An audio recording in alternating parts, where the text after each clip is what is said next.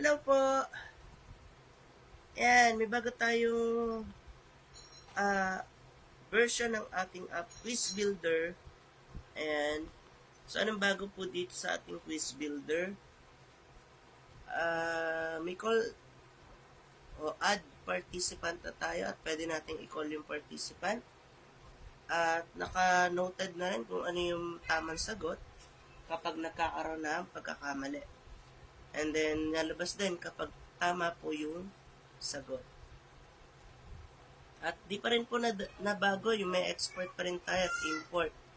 So, dahil may imported na ako na games, may exported na ako na games na ginawa. So, close ko muna tong isa, delete ko tong isa. Import natin yung aking ginawa. Ayan. Click OK. Dito ka lang mag-a-add.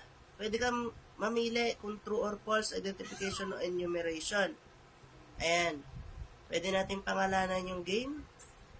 Halimbawa, ESP 8 quarter 2 week 1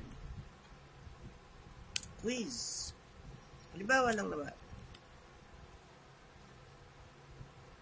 Tapos, bigyan natin ng at least 30 seconds.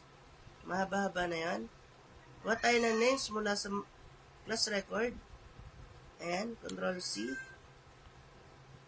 And then, Control B. Backspace lang tayo ng konti para hindi masama yung space. And then, click bulk add.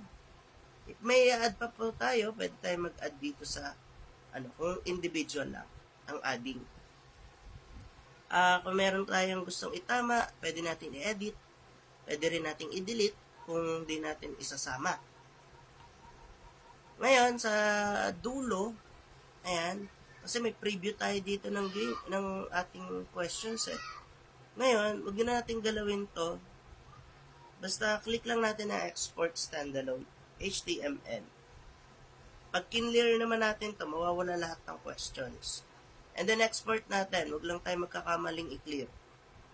And then, open natin yung quiz natin, naka 30 seconds tayo. Dito po yung button natin para sa call participant. Ayan, so si De La Cruz Yumir. Diba?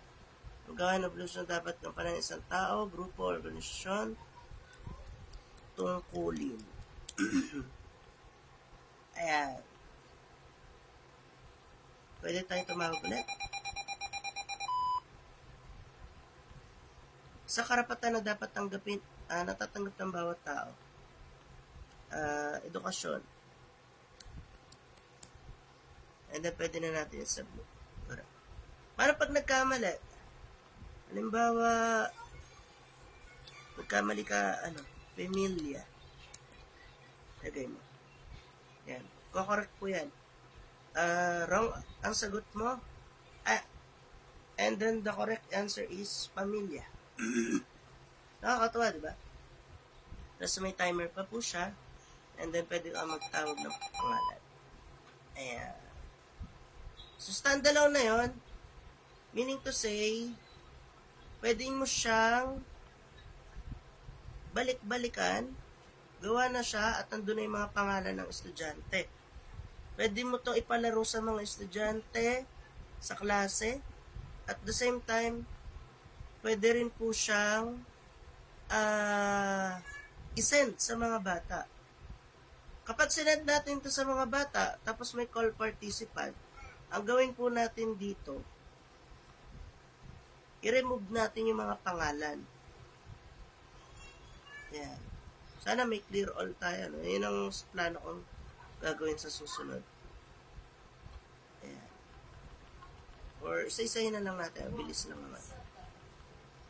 So, i-upload ulit natin to as export ulit natin to as standalone. So, ito na yung kalalabasan niya. Wala siyang participant. O isa-send lang natin sa estudyante. Pero kung ipapalaro natin sa mismong klase, times up din siya, no? Ayan. Ipapalaro natin sa estudyante, gusto natin tumawag, pwede tayo mag-call participant.